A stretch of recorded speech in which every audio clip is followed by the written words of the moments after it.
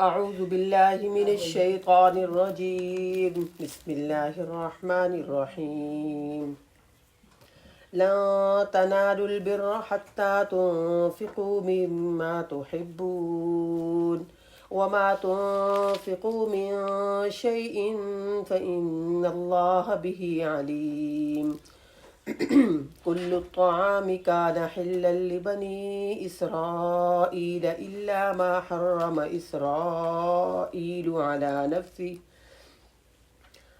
نفسه من قبل أن تنزل التوراة قل فأتوا بالتوراة فاتلوها إن كنتم صادقين۔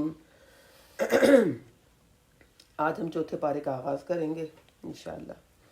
تو سورۃ آل عمران ہماری چل رہی ہے، اس کی 2 آیات کی میں نے آپ کے سامنے تلاوت کی ہے۔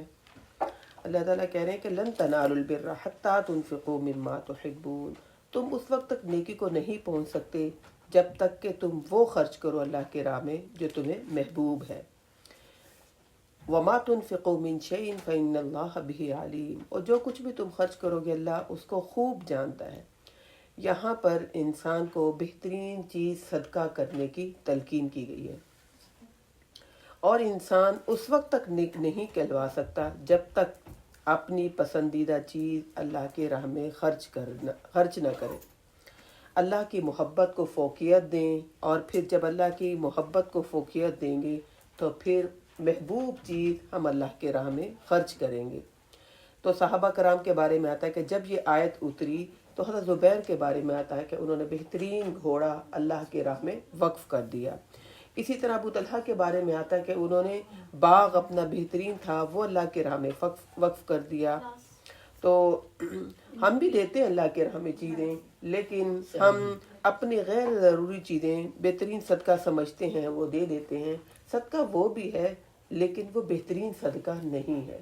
یہاں اللہ تعالیٰ کہہ رہے ہیں تم نیکی کے معیار کو، تم نیکی کی حقیقت کو اس وقت تک نہیں پہنچ سکتے جب تک کہ تم اللہ کے راہ میں، اللہ کی محبت میں، اللہ کے بندوں پر اپنی محبوب چیز نہ خرچ کر دو۔ اچھا، جو خرچ کرنا ہے یہ صرف مال نہیں ہے، ہم سمجھتے ہیں کہ صرف مال خرچ کرنا ہے۔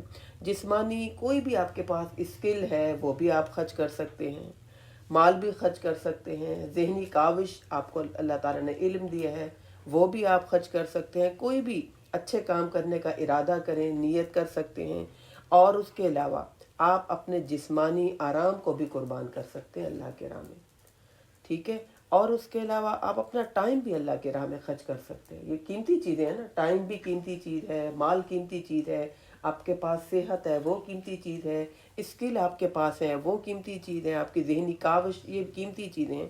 تو اللہ تعالیٰ کہہ رہے ہیں تم اس وقت تک نیکی کے معیار کو نہیں پہنچ سکتے جب تک کہ تم اللہ کے راہ میں اپنی قیمتی چیزیں خرچ نہ کرو۔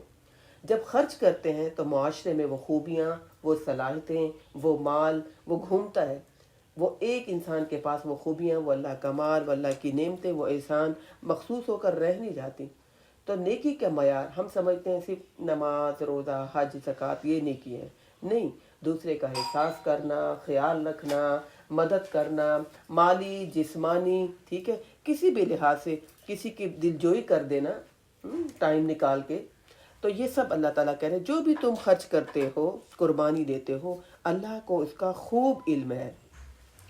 بنی اسرائیل کے لیے کھانے پینے کی سب چیزیں حلال تھیں سوائے ان کے جنہیں تورات کے نازل ہونے سے پہلے انہوں نے بنی اسرائیل نے خود اپنے اوپر حرام کر لیا تھا۔ آپ ان سے کہیے قل فاتوا بالتوراۃ فاتلوہا، لاؤ تورات میں سے وہ احکام جن کو تم پڑھتے ہو اگر تم سچے ہو، ٹھیک ہے؟ تو اللہ تعالیٰ کہنے لاؤ، اگر تم سچے ہو تو جو بھی تم تورات میں پڑھتے ہو تو تم اس کو لے کر آؤ۔ وہ یہ تھا کہ نبی اکرم صلی اللہ علیہ وسلم نے کچھ چیزیں حلال بتائیں، اور جو کہ وہ بنی اسرائیلیوں پر وہ چیزیں انہوں نے خود حرام کر دی تھی، جیسے کہ چربی کا گوشت ہے، چربی ہے وہ انہوں نے اپنے اوپر حرام کر دی تھی۔ کہ یعقوب علیہ السلام کے بارے میں آتا ہے کہ انہیں کچھ چیزیں پسند نہیں تھی، وہ کھاتے نہیں تھے، تو بنی اسرائیلیوں نے دیکھا دیکھی کہ ہمارے پیغمبر یعقوب علیہ السلام نہیں کھاتے، انہوں نے بھی وہ چیزیں کھانی حرام کر دیں، وہ بھی نہیں کھاتے تھے۔ جب نبی اکرم صلی اللہ علیہ وسلم آئے، آپ چونکہ آخری نبی تھے، آپ کی شریعت آخری تھی، آپ نے وہ چیزیں بتائیں جو حلال حرام انہوں نے کی ہوئی تھیں حلال بتائیں تو ایک طوفان مچ گیا کہ بھئی یہ کیا ہوا، ہماری شریعت میں تو یہ حرام تھی، اب یہ نئی نئی باتیں بتانا شروع ہو گئے۔ تو اس کا جواب اللہ تعالیٰ نے یہاں پر دیا کہ میں نے حرام نہیں کی تھی، تم لوگوں نے خود ہی حرام کی تھی۔ اگر تمہارے پاس کوئی ثبوت ہے تورات میں کہ ہم نے یہ چیزیں حرام کی تھی تو لے آؤ۔ فمن افترا علی اللہ الکذب من بعد ذلک، پھر اس کے بعد جو لوگ اللہ کی طرف جھوٹی باتیں منسوب کرتے ہیں ایسے لوگ ظالم ہیں۔ جھوٹی بات اللہ کی طرف منسوب کرنا بہت سنگین جرم ہے۔ حق کو باطل کے ساتھ ملا دینا اور اللہ اور اس کے رسول کے ساتھ بہت سی باتیں منسوب کر دینا یہ بہت بڑا جرم ہے، جو کہ اب یہ عام ہو گیا ہے۔ ٹھیک ہے، بس میسیج فارورڈ کے چکر میں کوئی بھی اسلامی میسیج نکالو، کسی نے بھیجا فوراً آگے بھیج دیتے ہیں۔ اللہ کہہ رہے ہیں اس سے بڑا جھوٹا انسان کون ہو سکتا ہے جو اللہ کی طرف اور اس کے رسول کی طرف حق اور باطل کو مکس کر کے غلط ملت کر کے، نہیں یہ بھی ٹھیک ہے یہ بھی ٹھیک ہے، بھئی ثواب کے لیے کوئی فرق نہیں پڑتا، لیکن خود سے باتیں کوئی بھی نہیں بنانی ثواب کے لیے بھی۔ تو اللہ تعالیٰ کہہ رہے ہیں کہ جو حق باطل کو غلط ملت کر دے اور اللہ اور اس کے رسول کی طرف کچھ باتیں منسوب کر دے یہ بہت بڑا ظلم ہے۔ حق واضح ہو جانے کے بعد فمن افترا علی اللہ الکذب من بعد ذلک فاولئک هم الظالمون، حق واضح ہونے کے بعد پھر بھی اس پر انسان عمل نہ کرے اور کہے کہ بھئی چلو کوئی فرق نہیں پڑتا، ہمارے بڑوں کے نظریات ہیں، ہمارے رسم و رواج ہیں، ان کو نہ چھوڑے، تو یہ بھی اسی میں شامل ہوگا کہ اس نے اللہ کی طرف جھوٹ کو منسوب کیا۔ قل صدق اللہ، اے نبی اکرم صلی اللہ علیہ وسلم آپ ان سے کہہ دیجئے اللہ نے سچ فرمایا، لہذا ابراہیم علیہ السلام کے دین کی اتباع کرو جو کہ یکسو تھے اور وہ مشرکوں میں سے نہیں تھے۔ یعنی نجات کے لیے آپ نے توحید والا دین ابراہیم علیہ السلام کے دین کی لازماً پیروی کرنی ہوگی۔ یہ منسوب تو کرتے تھے یہود و نصارہ بھی، مشرکین مکہ بھی اپنے آپ کو نبی اکرم وہ حضرت ابراہیم علیہ السلام کے ساتھ۔ تو اللہ تعالیٰ کہہ رہے ہیں ابراہیم علیہ السلام کے دین کی بھی پیروی کرو نا، وہ تو شرک نہیں کرتے تھے، انہوں نے تو بت نہیں بنائے ہوئے تھے، بلکہ وہ تو بتوں کو توڑنے والے تھے، اور بے شک انہوں نے ہی سب سے پہلا گھر بنایا لوگوں کے لیے جو کہ للذی ببکۃ مبارکا وہدی للعالمین، جو کہ مکہ ہے اور اس میں بہت زیادہ برکتیں ہیں اور اس میں تمام جہان والوں کے لیے ہدایت ہے۔ تو یہ جو مکہ ہے اس میں تو واقعی یعنی بہت زیادہ ویسے ہی برکتیں ہیں کہ ہر وہ کھانے پینے کی چیز مل جاتی ہے جو تمام شہروں میں ہوتی ہیں، اور وہاں کے حاجیوں کو، عمرہ کرنے والوں کو اور اس کے علاوہ وہاں کے رہنے والوں کو تمام کھانے پینے کی چیزیں مل جاتی ہیں، کیونکہ ابراہیم علیہ السلام نے دعا کی تھی یا اللہ یہاں کے کھانے والوں کو، یہاں کے رہنے والوں کو بہترین رزق عطا کرنا۔ تو ابراہیم علیہ السلام کے دعا کی وجہ سے وہاں پر رزق بھی ہے اور مبارکن بہت زیادہ برکتیں بھی ہیں وہاں پر، یعنی برکتیں اس لحاظ سے کہ جو بھی کوئی وہاں پر جاتا ہے ایک نماز پڑھتا ہے اور کتنے نمازوں کا ثواب ملتا ہے، 1,00,000 نماز کا ثواب ملتا ہے۔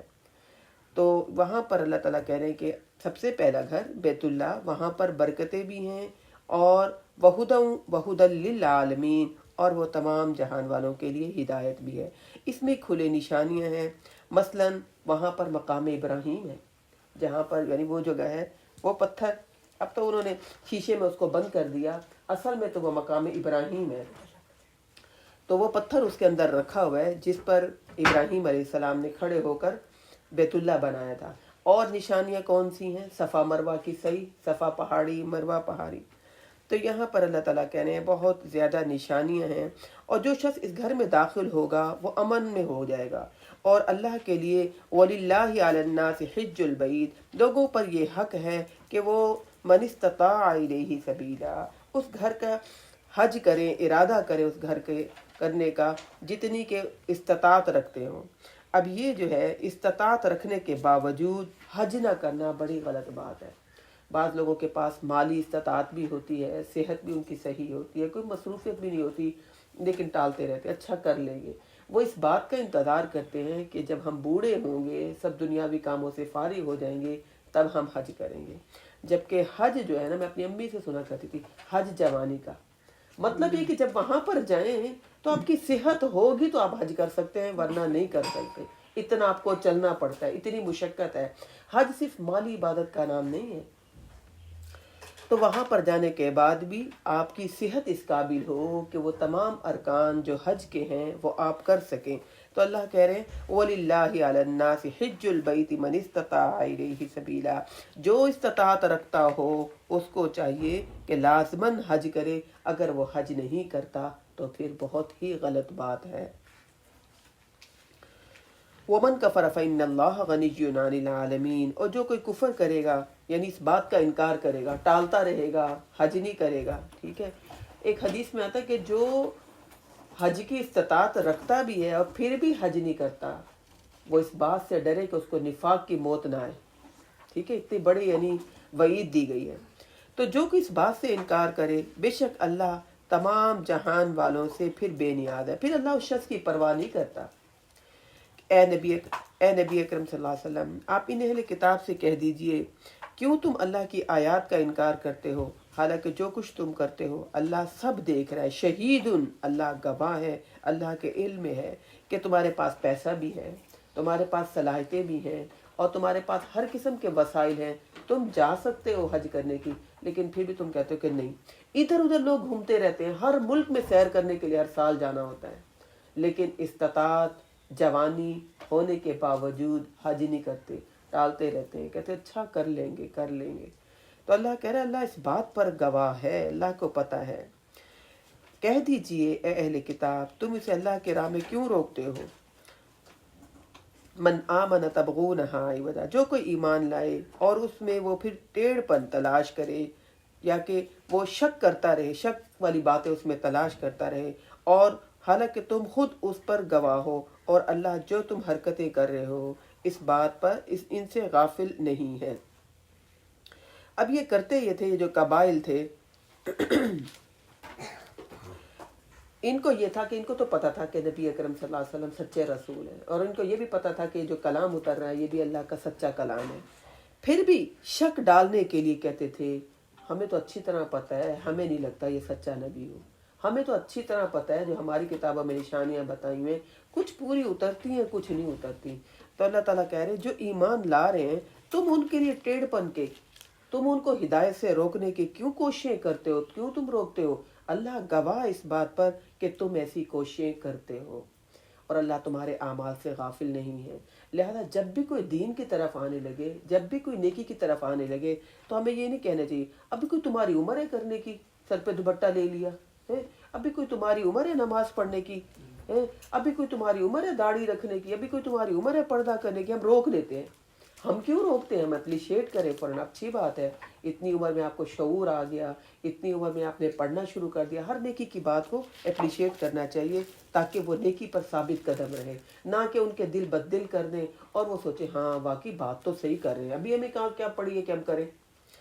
اے ایمان والو ان تطیعوا فریقا من الذین اوتوا الکتاب، اگر تم بات مانتے رہے ایک فریق کی ان میں سے جو دیے گئے ہیں کتاب یعنی اہل کتاب، وہ تو چاہیں گے کہ وہ تمہیں تمہارے ایمان لانے کے بعد تمہیں تمہارے کفر کی طرف پلٹا جائیں، ان کی کوششیں پوری ہیں، ٹھیک ہے، کہ وہ تمہیں تمہارے انہی حرکتوں میں تمہیں الجھا دیں، پہلے صحیح تھے اب کیا تم نے نئے دین اپنا لیا، ایسے لوگ باتیں کرتے ہیں نا، کیا ہو گیا، پہلے ٹھیک تھے، اچھے بھلے تو تھے تم۔ تو اللہ تعالیٰ کہہ رہے ہیں جو خود دین پر عمل نہیں کرتا اس کی کوشش یہ ہوتی ہے کہ کوئی بھی نہ عمل کرے، اگر کوئی کرتا ہے تو وہ اس کے حوصلے پست کرتا ہے، وہ چاہتے ہیں کہ پہلے جیسے ہو جائیں۔ تو لہذا ان تمام باتوں پر اللہ گواہ ہے اور یہ تمام باتیں اللہ رب العزت قیامت والے دن بتائیں گے۔ اچھا اب اس بات کو سمجھنے میں کوئی مشکل نہیں ہوتی، انسان کی فطرت ہے نا، اگر اسے کہے نا کہ بھئی آپ نے اس وقت یہ بات کہی تو فوراً انسان کہتا ہے نہیں میں تو کر ہی نہیں سکتی، نہیں میں نے نہیں کی، میں نے غلط بات نہیں کی، میں نے چوری نہیں کی، میں نے اس طرح کی الٹی پلٹی حرکتیں نہیں کی۔ تو اب تو ہمارے پاس ثبوت ہوتا ہے، فوراً دکھا دیتے ہیں، یہ دیکھو موبائل میں ویڈیو، تو انسان جیسے ویڈیو دیکھتا ہے تو انسان چپ کر جاتا ہے، ہاں واقعی اس میں تو میں ہی تو ہوں اور میں ہی تو بول رہی ہوں، تو انسان چپ کر جاتا ہے۔ آج دنیا میں منہ بند ہو جاتے ہیں تو قیامت والے دن بھی اللہ رب العزت کرامن کاتبین یعلمون ما تفعلون ویڈیو چلا دیں گے، فرشتے دکھا دیں گے، نامہ اعمال کھل جائیں گے، اور انسان کو اللہ تعالیٰ کہیں گے دیکھو تم یہ حرکتیں کر آئے ہو، میں ان حرکتوں سے غافل نہیں تھا۔ وَكَيْفَ تَكْفُرُونَ وَأَنْتُمْ تُتْلَى عَلَيْكُمْ، اللہ تعالیٰ کہہ رہے تم کفر کر ہی کیسے سکتے ہو، حالانکہ دیکھو تو صحیح، وَأَنْتُمْ تُتْلَى عَلَيْكُمْ تم پر پڑھی جاتی ہیں اللہ کی آیات، اور تم میں اللہ کے رسول تمہارے درمیان میں موجود بھی ہیں، یعنی ہدایت کے دو ذرائع تو موجود ہیں، قرآن اور نبی اکرم صلی اللہ علیہ وسلم خود موجود ہیں تمہارے درمیان، تم اللہ کا انکار کر بھی کیسے سکتے ہو؟ اور آج اللہ کے رسول نہیں ہیں تو نبی اکرم صلی اللہ علیہ وسلم کی سنت رسول موجود ہے، حدیثیں موجود ہے۔ اللہ تعالیٰ کہہ رہے ہیں تم کر ہی کیسے سکتے ہو؟ سوچو تو صحیح، تمہارے پاس ہدایت کی ہر بات ہی تو موجود ہے۔ قرآن پاک کو کھولو، اس کو پڑھو، اس کو سمجھو، تمہیں ہدایت یقیناً ضرور ملے گی۔ یہ ہدایت کی تو کتاب ہے۔ وَمَن يَعْتَصِم بِاللَّهِ، اور جو شخص اللہ کا دامن، اللہ کے رسی کو مضبوطی سے تھام لے تو لہذا وہ شخص سیدھے راستے کی طرف پھر راہ پا جائے گا۔ یعنی ثابت قدمی کے لیے اسباب کون سے ہیں؟ اللہ کی کتاب کی تلاوت کریں اور نبی اکرم صلی اللہ علیہ وسلم کے سنت پر جم جائیں، اور اگر اس کو ثابت قدم رہنے کے لیے ان دونوں اسباب کو اختیار کریں گے، مضبوطی سے لیے رکھیں گے، اللہ کہہ رہے ہیں پھر تم گمراہ نہیں ہوگے۔ اے ایمان والو، اللہ سے ڈرو جیسا کہ ڈرنے کا حق ہے۔ اتقوا اللہ، یہاں ڈرنے کا کہا کہ ایسا ڈرو جیسے کہ ڈرنے کا حق ہے، یعنی ہم واقعی اللہ سے نہیں ڈرتے۔ اللہ تعالیٰ کہہ رہے ہیں ڈرنا چاہیے، وہ غفور ہے، وہ رحیم ہے، وہ کریم ہے، وہ رازق ہے، لیکن پھر بھی تمہیں اللہ سے حیا آنی چاہیے، گناہ کرتے ہوئے، جھوٹ بولتے ہوئے، زیادتیاں کرتے ہوئے، ڈنڈیاں مارتے ہوئے دوسروں کے ساتھ۔ کوئی دیکھ تو نہیں رہا ہم ڈنڈی مار لیں۔ اللہ کہہ رہے تم اللہ سے ڈرو، اللہ تو ہر وقت دیکھ رہا ہوتا ہے۔ تو لہذا گناہوں سے انسان تب بچ سکتا ہے جب دل میں اللہ کا خوف ہو، اللہ کا ڈر ہو۔ وہ تو دیکھ رہا ہے نا، کوئی دیکھ رہا ہے یا نہیں دیکھ رہا، اور اس بات کا احساس ہو کہ کسی بھی لمحے موت آ سکتی ہے، اور جب ہمیں موت آئے تو ہم گناہ کا کام نہ کر رہے ہوں، اللہ کو ناراض کرنے والا کام نہ کر رہے ہوں۔ اللہ کہہ رہا ہے ایسا ڈرو جیسا کہ ڈرنے کا حق ہے، اور وَلَا تَمُوتُنَّ إِلَّا وَأَنْتُمْ مُسْلِمُونَ، نہ تم مرنا، نہ تمہیں موت آئے مگر اس حال میں کہ تم مسلمان ہو۔ مسلمان ہونے کا مطلب یعنی اللہ کے فرما بردار ہو۔ تو اللہ تعالیٰ کہہ رہے ہیں جب بھی کوئی گناہ کرنے لگا کرو نا، سوچا کرو اس حال میں موت نہ آ جائے۔ اب یقین مانے یہ جو ہمارے فنکشن ہوتے ہیں نا، اس میں ہم سب مست ہوئے ہوتے ہیں، سب بنے سنورے اپنی پوری کوشش کر کے تیار ہوئے ہوتے ہیں، اور پھر اس کے علاوہ میوزک لگا ہوا ہوتا ہے، مکس گیدرنگ ہوتی ہے، رات کا کھلا ٹائم 1 بج جائیں 2 بج جائیں، یعنی 5-6 گھنٹے گھر میں تیاری میں لگاتے ہیں۔ پھر وہاں جانے کے بعد کھلے ہم بیٹھے ہوئے، کوئی فکر نہیں ہوتی کہ بھئی صبح کی نماز پڑھنی ہے، گھر جائیں، تھکاوٹ ہو رہی ہے، کل ہم کیسے اٹھیں گے، معاملات کیسے دیکھیں گے۔ نہیں جی، شادی ہے۔ اور پھر اس کے بعد پھر ہم جب گھر واپس آتے ہیں تو پھر 5-6 گھنٹے پھر تبصرے۔ اللہ کہہ رہے سوچا تو کرو کہ گناہ کرتے ہوئے اگر اس حال میں موت آ جائے تو تمہارا بنے گا کیا؟ اللہ کی رسی کو مضبوطی سے تھام لو، جمیعاً سب کے سب، ولا تفرقوا، اور فرقہ بازی میں نہ پڑو۔ جس طرح رسی انسان کو گہرے کنویں سے نکالنے کا ذریعہ بنتی ہے، گہرا کنواں ہو اس میں اگر انسان گر جائے تو رسی کو پکڑ کر انسان باہر نکل سکتا ہے، اسی طرح قرآن اور حدیث انسان کو گمراہی کے کنویں سے نکالتی ہے۔ جس نے یہ رسی چھوڑ دی وہ یوں سمجھیے کہ وہ گمراہی کے، وہ گناہوں کے، وہ غفلت کے گڑھے میں گر گیا۔ اٹھانے والی چیز کون سی ہے؟ اللہ کا کلام، قرآن مجید اور حدیث، دین اسلام۔ تو لہذا اس کو سب کے سب مل کر پکڑو۔ جب سب مل کر پکڑیں گے تو اس سے مسلمانوں کی طاقت مضبوط ہوگی، اس سے مسلمانوں کے دل جڑے رہیں گے آپس میں۔ وَلَا تَفَرَّقُوا، الگ الگ نہ ہو جائے کرو دین کے معاملے میں، اور اللہ کی نعمت کو یاد کرو جو اس نے تم پر کی۔ اللہ نے ہم پر نعمت کیا کی؟ اللہ تعالیٰ ایک مقام پر فرماتے ہیں الْيَوْمَ أَكْمَلْتُ لَكُمْ دِينَكُمْ، یہ ہم پڑھیں گے سورۃ مائدہ میں آیت آئے گی۔ تو اللہ تعالیٰ کہتے ہیں کہ میں نے آج تم پر دین کو مکمل کر دیا، اور میں نے اپنی نعمت دین اسلام کو تم پر تمام کر دیا۔ دین اسلام بہت بڑی نعمت ہے، اس کو ہم سمجھتے نہیں ہیں، ہم بلکہ سمجھتے ہیں یہ بوجھ ہے، کیا دین پر عمل کریں۔ اللہ نے کہا الْيَوْمَ أَكْمَلْتُ لَكُمْ دِينَكُمْ وَأَتْمَمْتُ عَلَيْكُمْ نِعْمَتِي وَرَضِيتُ لَكُمُ الْإِسْلَامَ دِينًا، میں نے اپنی نعمتیں تم پر تمام کر دیں اور میں نے تمہارے لیے دین اسلام کو پسند کر دیا۔ تو اسی کا تذکرہ اللہ تعالیٰ کہہ رہے ہیں یاد تو کرو اللہ کی ان نعمتوں کو جو میں نے تم پر کی، اس نعمت کو جو میں نے تم پر کی، یعنی دین اسلام کی نعمت، قرآن مجید کی نعمت، نبی اکرم صلی اللہ علیہ وسلم کو بھیجنے والی نعمت۔ جب تم ایک دوسرے کے دشمن تھے اللہ نے تمہارے دلوں میں الفت ڈال دی، تو تم اس کی مہربانی سے پھر بھائی بھائی بن گئے، اور تم آگ کے کنارے پر کھڑے تھے کہ اللہ نے تمہیں اس سے بچا لیا. فَأَنْقَذَكُم مِّنْهَا. نبی اکرم صلی اللہ علیہ وسلم جب آئے ہیں تو بیٹی کو تو زندہ دفن کر دیا جاتا تھا، ٹھیک ہے نا، اور عورت کی کوئی ویلیو نہیں ہوتی تھی. ایک مرد کئی عورتیں رکھتا تھا، کوئی حق مہر نہیں، ٹھیک ہے، کوئی وراثت میں کوئی حصہ نہیں، کوئی ماں کی ویلیو نہیں، کوئی بیوی کی ویلیو نہیں. اور پھر اس کے بعد اوس و خزرج تو کئی سال چھوٹی چھوٹی باتوں پر لڑتے تھے، بہت لڑتے تھے. تو اللہ تعالیٰ کہنے کہ دیکھو تو صحیح، دین اسلام کی نعمت میں نے تمہیں دی، نبی اکرم صلی اللہ علیہ وسلم کو تمہاری طرف بھیجا، تم تو جانو کے دشمن تھے، تمہارے دلوں میں محبت ڈالی. تمام مسلمان بہن بھائی ہیں. انما المؤمنون اخوہ، سب بہن بھائی آپس میں، سب دیندار بہن بھائی ہیں. ایمان کی وجہ سے اللہ نے رشتہ مضبوط کر دیا. اب دیکھیں ہم کسی کو جانتے ہو یا نہ جانتے ہو، ہم سلام کرتے ہیں کہ نہیں کرتے؟ ہمارا رشتہ کیا ہے؟ دین اسلام کا. اب ہم آپس میں بہن بھائی نہیں ہیں، لیکن ہمارا دین کی وجہ سے آپس میں محبت پیار ہے کہ نہیں ہے؟ ہم اپنے آپ کو بالکل قریبی محسوس کرتے ہیں. ہمارے دلوں میں اللہ نے محبت دین کی وجہ سے ڈالی. ہمیں نہیں پتا کس خاندان سے ہیں، کس نسل سے ہیں ہم، ہمارے کون سی ذات ہے، لیکن ہمیں ضرورت ہی نہیں ان باتوں میں پڑھنے کی. ہماری سب سے بڑی چیز جو ہے وہ کیا ہے؟ دین اور ایمان، اسلام، مسلمان کا رشتہ. تو اللہ تعالیٰ کہہ رہے ہیں تم سب آپس میں اللہ کے اس دین کی وجہ سے بھائی بن گئے، اور تم آگ کے کنارے پر کھڑے تھے، اللہ نے تمہیں بچا لیا. لڑتے مرتے رہتے تھے، ایک دوسرے کی ٹانگیں کھینچتے رہتے تھے، اس سے حسد، اس کی برائی کرنی ہے، اس پر غصہ نکالنا ہے. اللہ نے تمام ان نیگیٹو باتوں سے تمہیں نکال دیا. اللہ اسی طرح بیان کرتا ہے تمہارے سامنے اپنی نشانیاں تاکہ تم سیدھے راستے پر رہو. اور ہونی چاہیے وَلْتَكُم مِّنكُمْ أُمَّةٌ، تم میں سے ایک جماعت، وہ بلائے خیر کی طرف، اور وہ حکم دے نیکی کے کاموں کا، اور وہ منع کرے برے کاموں سے. اسلام ایسا پیارا دین ہے کہ وہ یہ نہیں چاہتا کہ ہر کوئی انفرادی طور پر عبادت کرتا رہے. عبادت کرنے سے ہمیں سکون ملتا ہے کہ نہیں ملتا؟ ہمیں اطمینان ملتا ہے کہ نہیں ملتا؟ اور ہمیں شعور آتا ہے، کوئی پریشانی ہے کسی کو بتانے کی ضرورت نہیں ہے، اللہ کے حضور اپنے ہاتھ اٹھائیں، اللہ کو سنائیں، آپ کے مسائل اللہ سن کے حل کر دے گا. تو اسلام جو ہے انفرادی عبادت کا نام نہیں، بلکہ دین اسلام ایسا دین ہے کہ وہ کہتا ہے کہ دوسروں کو بھی ان اچھی باتوں میں ساتھ لے کر چلو.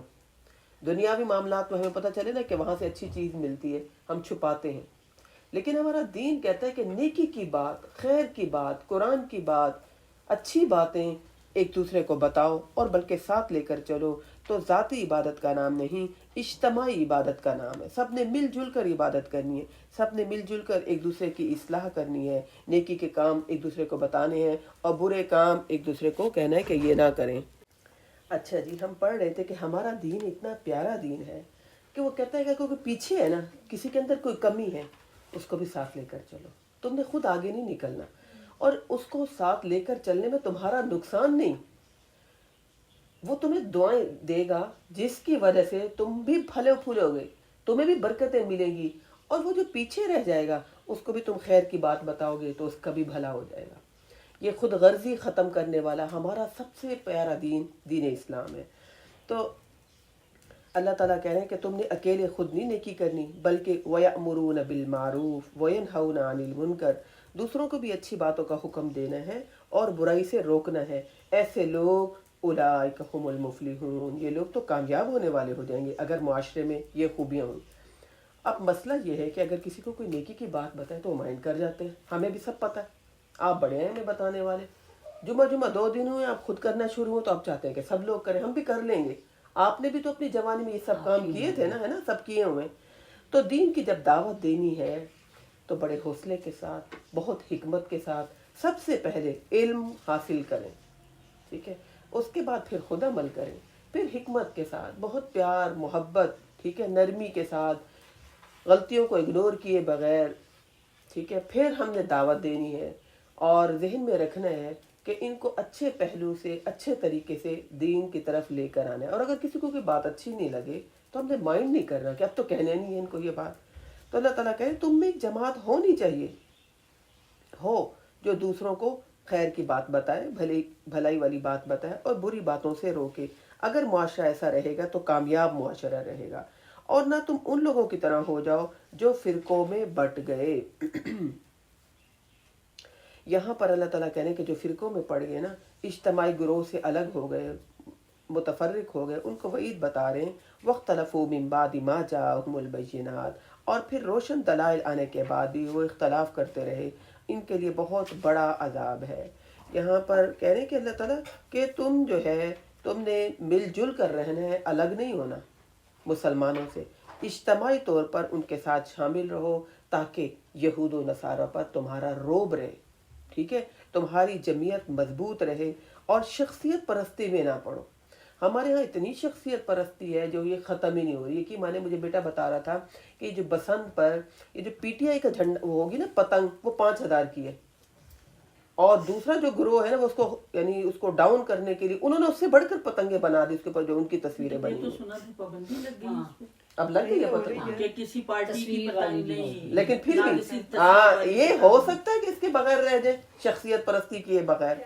بہرحال اللہ کہہ رہے ہے کہ تم نے فرقوں میں نہیں پڑھنا، اس طرح کی شخصیت پرستی میں نہیں پڑھنا، چاہے دنیاوی معاملہ ہو چاہے دینی معاملہ ہو، ہم شخصیت پرستی میں پڑے ہوئے، ہمیں شعور ہی نہیں آ رہا، ہمیں عقل ہی نہیں آ رہی۔ یوم تبیض وجوہہم وتسود وجوہ، اس دن کچھ چہرے روشن ہوں گے اور کچھ چہرے سیاہ ہوں گے، اور جن کے چہرے سیاہ ہوں گے انہیں کہا جائے گا کیا تم وہی لوگ ہو جنہوں نے ایمان لانے کے بعد کفر کیا، لہذا چکھو عذاب اس کا کہ جس کی وجہ سے تم انکار کیا کرتے تھے۔ یعنی قیامت والے دن چہرے کا سیاہ ہونا ذلت کی نشانی ہوگی۔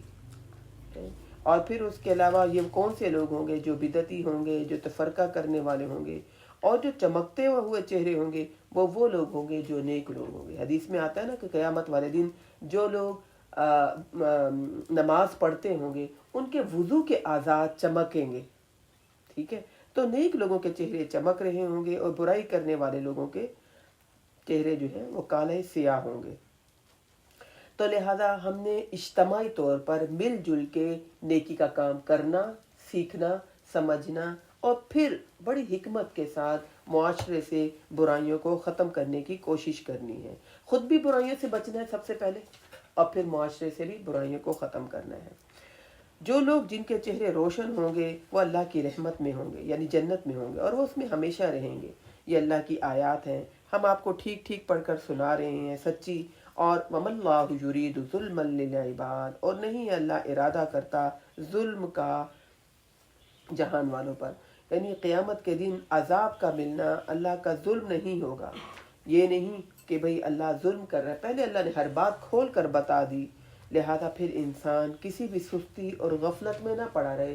اگر سستی اور غفلت میں پڑا رہے گا پھر تو اللہ پکڑے گا قیامت والے دن، اور اللہ ہی کے لیے ہے جو کچھ آسمانوں میں زمین میں ہے، اور تمام معاملات اللہ کی طرف لوٹائے جائیں گے۔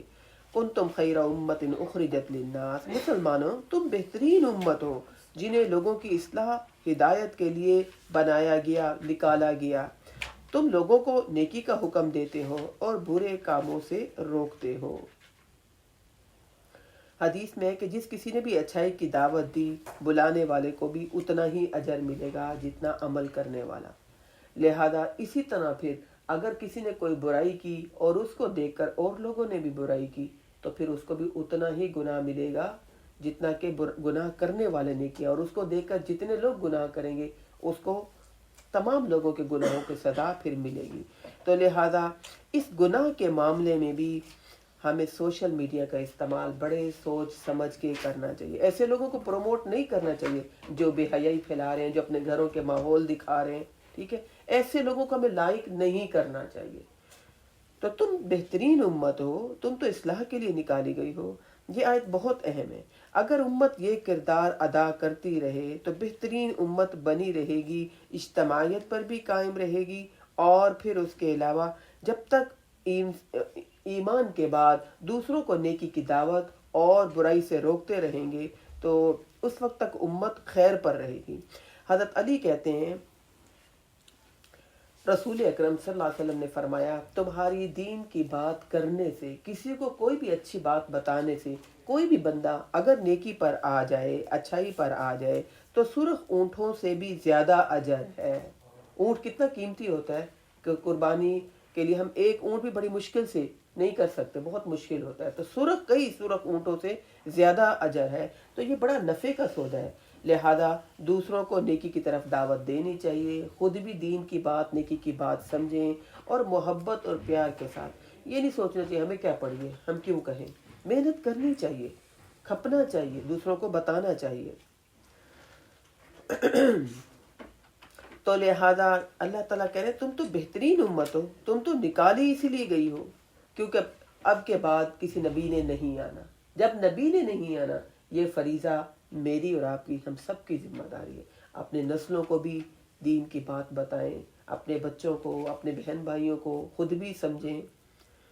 تو لہذا تم نکالی ہی اسی لیے گئی ہو، تم بہترین امت ہو، تم لوگوں کی اصلاح کے لیے، ہدایت کے لیے پیدا کی گئی ہو، تم لوگوں کو بھلے کاموں کا حکم دیتے ہو اور برائی سے روکتے ہو۔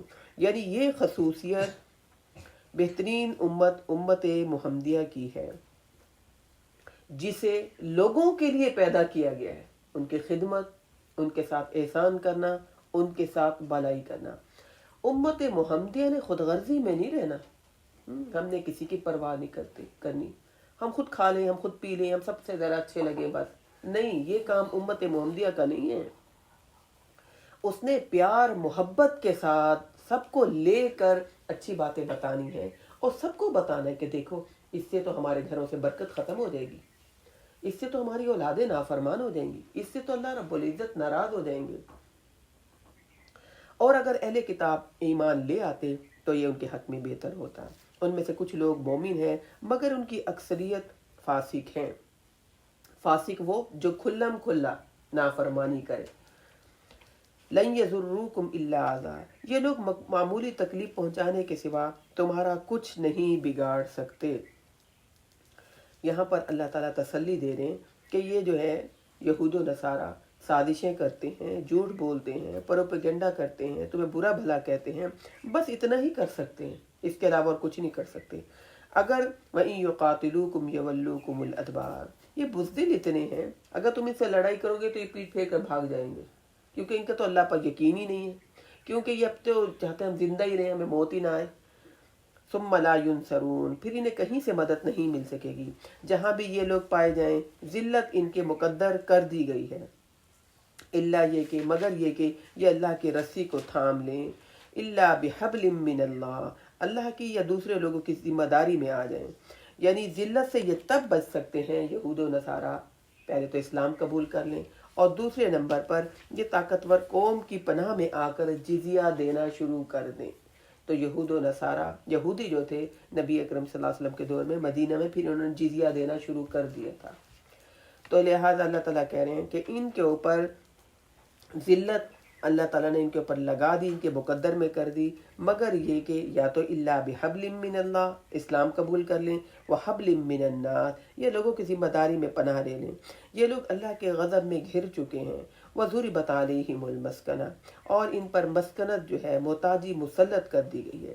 یہ اس لیے کہ وہ اللہ کی آیات کا انکار کرتے ہیں اور انبیاء کو ناحق قتل کرتے ہیں۔ بڑے بڑے جرم اللہ نے ان کے بتا دیے کہ اللہ کی آیات کا انکار کرتے ہیں اور انبیاء کو ناحق قتل کرتے ہیں۔ یہ نافرمان تھے اور اللہ کی حدود سے نکل جانے والے تھے۔ یہ اہل کتاب سارے ایک جیسے نہیں ہیں، ان میں جتنی تھوڑی سی خوبی ہے اس خوبی کا اللہ تعالیٰ تذکرہ کر رہے ہیں۔ یہ اہل کتاب سارے ایک جیسے نہیں، ان میں کچھ ایسے بھی ہیں جو حق پر قائم رہنے والے، یتلون آیات اللہ، وہ دن اور رات اللہ کی آیات پڑھتے اور سجدہ بھی کرتے ہیں۔ جو نیک ہیں، جنہوں نے اسلام قبول کر لیا، اللہ تعالیٰ ان کی تعریف کر رہے ہیں۔ سارے برے نہیں ہیں یہود و نصارہ، ان میں سے کچھ تو ایمان لے آئے ہیں۔ یتلون آیات اللہ، وہ اللہ کی آیات کی تلاوت کرتے ہیں، آناء اللیل وہم یسجدون، دن ہو یا رات ہو، اور اس کے علاوہ وہ سجدے بھی کرتے ہیں۔ یعنی دن کی عبادت کا بھی اللہ نے ان کی تذکرہ کیا اور رات کی عبادت کا بھی، اور اللہ پر ایمان اور آخرت کے دن پر بھی ایمان لاتے ہیں، اور وہ خود بھی اچھے کاموں کا حکم دیتے ہیں اور برے کاموں سے روکتے ہیں، اور بھلائی کے کاموں میں سبقت لے جاتے ہیں۔ وَأُولَٰئِكَ مِنَ الصَّالِحِينَ، یہ لوگ نیک ہیں، یعنی کوئی بھی نیکی کا کام، نیکی کا موقع ضائع نہیں کرتے۔ یہ جو لفظ ہے نا، وَيُسَارِعُونَ فِي الْخَيْرَاتِ، भलाई के कामों में सबकत ले जाने वाले। कोई भी नेकी का मौका मिले ना, ये नहीं सोचे छोटी सी नेकी है कोई बात नहीं, हम तो वैसे बड़े नेक हैं, हम तो नेकियां करने वाले हैं, हमने मसाजिद हमने मदारिस संभाले हुए हैं, हमारे ख़ानदान में हाफ़िज़ कुरान है, हम बड़े तहज्जुदें हज उम्रा करने वाले, हमें ये नेकी करने की ज़रूरत नहीं है। अल्लाह कह रहे हैं ये अहले किताब में से कुछ लोग ऐसे हैं कि ये जो हैं अल्लाह पर और आखिरत के दिन पर भी ईमान लाते हैं, नेकी का हुक्म देते हैं और बुराई से रोकते हैं और नेकियों में सबकत ले जाते हैं। छोटी मोटी नेकी भी हो उस मौके को ज़ाया नहीं करते। व उलाइका मिनस सालिहीन, और ये लोग नेक हैं। तो इससे हमने क्या सीखा? किसी भी कौम के बारे में राय देने से पहले, किसी भी शख्स के बारे में कोई भी कमेंट्स पास करने से पहले तहकीक कर लिया करें। तो अहले किताब इनमें कुछ नेक लोग हैं, ठीक है, वो क्या करते हैं, वो ये नेकियां करते हैं। जैसे कि मैंने कल भी आपको बताया था अब्दुल्ला बिन सलाम, ये इनके आलिम थे बहुत बड़े, ये ईमान ले आए थे। वमा यफ़ालू मिन खैरिन फलन युकफरू, जो भी भले का काम करेंगे फलन युकफरू, अल्लाह के यहाँ उसकी नाकदरी नहीं की जाएगी। हम तो भूल जाते हैं ना, कोई भी नेकी का काम करें, कोई छोटा मोटा बुरा काम भी करें हम भूल जाते हैं। अल्लाह कोई भी नेकी हम करें फलन यकफुरू, अल्लाह के यहाँ उसकी नाकदरी नहीं की जाती। अल्लाह रब्बुल इज़्ज़त नहीं भूलते और अल्लाह खूब मुत्तकी लोगों को जानने वाला है। यानी इन अहले किताब में से भी जो लोग मुसलमान हुए वो सिर्फ नाम के मुसलमान नहीं थे, वो बामल मुसलमान थे। तुम भी बामल मुसलमान बनो और जो भी नेकी करोगे अल्लाह रब्बुल इज़्ज़त उस नेकी की कदर करेगा। अल्लाह रब्बुल इज़्ज़त उन नेकियों को भूलेंगे नहीं। बेशक जो लोग काफिर हुए हरगिज़ नहीं काम आएंगे उनके माल ना उनके औलाद अल्लाह के हाँ कुछ भी। अब दो कीमती चीज़ों का अल्लाह ताला ने तज़किरा कर दिया, माल का और औलाद का।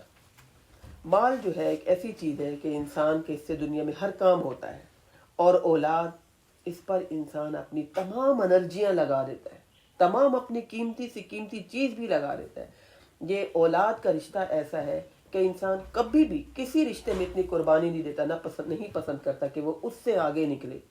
लेकिन औलाद का रिश्ता ऐसा है कि इंसान, वालिदैन ये चाहते हैं, बाप ये चाहता है कि मेरा बेटा मुझसे आगे निकले, और माँ भी ये चाहती है कि मेरी बेटी के अंदर, मेरी औलाद के अंदर हर खूबी आ जाए, मुझसे आगे निकल जाए। ये सिर्फ वाहिद रिश्ता है वालिदैन का, बाकी इसके अलावा कोई रिश्ता नहीं होता जो ये पसंद करे कि मुझसे आगे निकले, इल्ला माशाल्लाह जिनको अल्लाह दीन की समझ दे दे।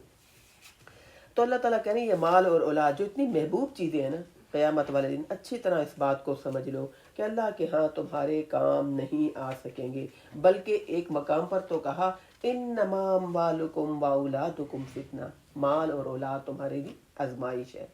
यानी औलाद की मोहब्बत में इंसान गुनाह के काम भी कर देता है। तो बच्चे कह रहे हैं, बच्चे खुश हो रहे हैं, भाई सबसे बड़ी ज़ात तो अल्लाह की है जो आपका खालिक मालिक राज़िक है, उसकी नाफरमानी में बच्चों को खुश नहीं करना।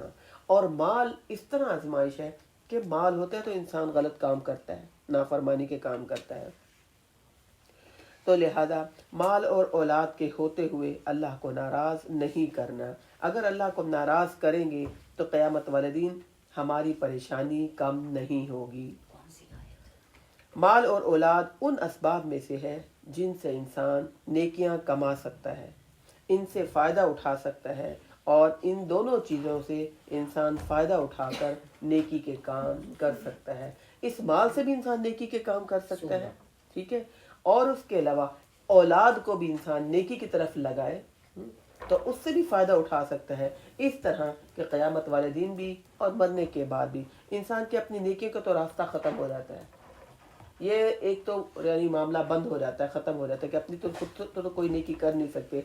लेकिन अगर आपकी औलाद नेक है, जितने भी बच्चे हैं उनकी नेकियों करने का सवाब सबका सब आपको मिलता है। तो लिहाजा अल्लाह ताला कह रहे हैं कि ये दोनों जो है ना महबूब चीज़ें क़यामत वाले दिन काम नहीं आएंगी। लिहाजा मोहब्बत तो होती है, मुझे और आपको, हम सबको माल से मोहब्बत है, मुझे और आपको, हम सबको अपनी औलाद बहुत महबूब है, अल्लाह ने मोहब्बत डाली हुई है ना दिल में। इन महबूब चीज़ों से इंसान नेकियां कमा सकता है, आखिरत के लिए नेकियां कमाकर इन दोनों चीज़ों से फ़ायदा इंसान उठा सकता है। माल अल्लाह के राह में देकर अपने आप को जहन्नम की आग से बचा सकता है। मसलु मा युनफ़िक़ून फ़ी हाज़िहिल हयातिद दुनिया, ये काफिर जो लोग हैं इस दुनिया की ज़िंदगी में खर्च करते हैं सदका खैरात, इनकी मिसाल ऐसे है कमसलि रीहिन फ़ीहा سر اصابت حرث قوم ظلموا انفسهم فاہلکت، ان کی مثال اس ہوا کی ہے جس میں بہت زیادہ سردی ہو اور وہ ایسے لوگوں کی کھیتی پر جائے جنہوں نے اپنے آپ پر ظلم کیا ہو اور وہ اس کھیتی کو تباہ کر ڈالے۔ ایسے لوگوں پر اللہ ظلم نہیں کرتا بلکہ یہ لوگ خود ہی اپنے آپ پر ظلم کرتے ہیں۔ اللہ تعالیٰ کہہ رہے ہیں لوگوں کو خوش کرنے کی خاطر خرچ کیا ہوا مال ایسے ضائع ہو جائے گا جیسے ٹھنڈی ہوا پودوں کو ضائع کر دیتی ہے، جل جاتے ہیں نا پودے۔ تو اللہ تعالیٰ کہہ رہے ہیں جنہوں نے لوگوں کو خوش کرنے کے لیے ریاکاری کی خاطر، دکھاوے کی خاطر مال خرچ کیا ہوگا، قیامت والے دن ان کا مال سب کا سب ختم ہو جائے گا۔ یہ اس لیے ہوگا کہ ان کی نیت ہی خراب تھی، اپنے آپ پر انہوں نے خود ظلم کیا۔ اے ایمان والو، اپنے سوا کسی غیر مسلم کو اپنا رازدار نہ بنایا کرو۔ یا ایھا الذین آمنوا لا تتخذوا بطانۃ من دونکم، کسی بھی غیر مسلم کو اپنا رازدار مت بناؤ۔ جو تمہارے دین کے دشمن ہیں وہ تمہارے کیسے خیر خواہ ہو سکتے ہیں؟ ان کی پوری کوشش ہوتی ہے کہ جیسے وہ خود دین سے دور ہیں تمہیں بھی دین سے دور کر دیں، بلکہ اب تو وہ یہ کوشش کرتے ہیں کہ اسلام کے جو ہماری نسلیں گئی ہوئی ہوتی ان کے عقائد بھی کے بارے میں بھی ان کو ایسی مشکوک باتیں کر دیتے ہیں کہ وہ مشکوک ہو جاتے ہیں۔ جو اسلام قبول کر کے ہماری نسلیں یہاں سے جاتی ہیں، تو اللہ تعالیٰ کہہ رہے ہیں ایمان والو کسی بھی غیر مسلم کو اپنا رازدار نہ بناؤ۔ لا یعلونکم خبالا، نہیں وہ پہنچائیں گے مگر تمہیں نقصان ہی نقصان پہنچائیں گے، کسی بھی قسم کی خراب کرنے میں کوئی کسر وہ چھوڑیں گے نہیں۔ وہ تو چاہتے ہیں کہ تم ودوا ما عنتم، وہ چاہتے ہیں کہ تم بھی مصیبت اٹھاؤ، ان کی دشمنی ان کے زبانوں پر بے اختیار آ جاتی ہے۔ قد بدت البغضاء من افواہہم، ان کے بغض، ان کے کینے ان کے منہ سے ظاہر ہو جاتے ہیں۔ کہہ رہے تھے اسلام اب ترقی نہیں کر رہا، اب مسلمان بھی لگتا ہے ایسے ہی ہے کہ مار کھا رہے ہیں بہت زیادہ، بس یہ صحیح قوم نہیں ہے، ان کا صحیح مذہب نہیں ہے۔ اللہ کہہ رہے ہیں ان کے منہ سے جب تم دیکھتے ہو بغض نکلتا ہے، ایسی باتیں ان کی زبانوں پر آ جاتے ہیں۔ وما تخفی صدورہم اکبر، تمہیں پتہ نہیں ابھی انہوں نے تمہارے دین کے خلاف اپنے دلوں میں کیسی باتیں چھپائی ہوئی ہیں، اور جو اس سے زیادہ بڑی ہیں ہم نے تمہیں واضح کر دی ساری آیات، ساری باتیں تمہیں سمجھا دیں، اگر تم عقل رکھو، اگر تم محتاط رہو۔ سنو، تم ان یہودیوں سے محبت رکھتے ہو مگر وہ تم سے محبت نہیں رکھتے۔ اللہ کہہ رہے کہ تم تو پرخلوص ان کی مدد کرتے ہو، یہ تمہارے ساتھ اتنی محبت نہیں رکھتے، تم ان کی قدر کرتے ہو، تم تو ان سے امپریس ہو جاتے ہو، لیکن یہ تم سے امپریس ہونے والے نہیں ہیں۔ دیکھیں کبھی بھی یہود و نصارہ میں سے کوئی بھی رمضان میں روزے نہیں رکھتا، نہ ہی قربانی کے جب ہمارے دن آتے ہیں قربانی نہیں کرتے، بلکہ وہ ہمارا گوشت بھی نہیں کھاتے۔ کوئی کھا لیتا ہے، لیکن زیادہ تر لوگ جو اپنے دین پر پکے ہوتے ہیں نا وہ کہتے ہیں نہیں ہم نے آپ کا گوشت بھی نہیں کھانا، اگرچہ مفلس ہوں غریب ہوں نہیں کھاتے وہ گوشت۔ ہم ہیں، ہم ان کے ہر روایت، ہر ان کا فنکشن ہم کرنے کو تیار ہیں، ہم ان کے ساتھ ایسے گھل مل جاتے ہیں، کہتے ہیں بہن بھائی تو ہے، بہن بھائی نہیں ہو سکتے۔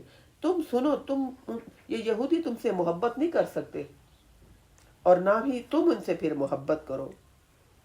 وَتُؤْمِنُونَ بِالْكِتَابِ كُلِّهِ، حالانکہ تم تو سب کتابوں پر ایمان لائے ہو، ان کی کتابوں پر بھی ایمان لائے ہو، ان کے انبیاءوں پر بھی ایمان لائے ہو، لیکن ان کا بغض اور عناد یہ دیکھو، ان کا حسد دیکھو، یہ تمہارے نبی پر ایمان نہیں لاتے، تمہاری کتاب کو نہیں مانتے، اور جب تمہیں ملتے ہیں تو کہتے ہیں ہم ایمان لے آئے۔ اللہ نے پوری ان کی حقیقت کھول دی، اور پھر جب علیحدہ ہوتے ہیں تو تم پر غصے سے اپنی انگلیاں کاٹنے لگتے ہیں۔ خَلَوْا عَزُّوا عَلَيْكُمُ الْأَنَامِلَ مِنَ الْغَيْظِ قُلْ موتوا بِغَيْظِكُمْ، آپ ان سے کہیے اپنے غصے میں خود ہی جل مرو۔ اللہ نے کہا کہ غصے کرتے ہو تو کرتے رہو، ہم تو اپنے دین اسلام کو سیکھیں گے، ہم تو اس پر جمیں گے، ہم تو متحد ہو کر رہیں گے۔ وہ کوششیں کر رہے ہیں آج، جب ہم نے دین کو نہیں سیکھا، ہم نے قرآن کو نہیں سیکھا تو ہم ہو گئے نا جدا جدا، الگ الگ۔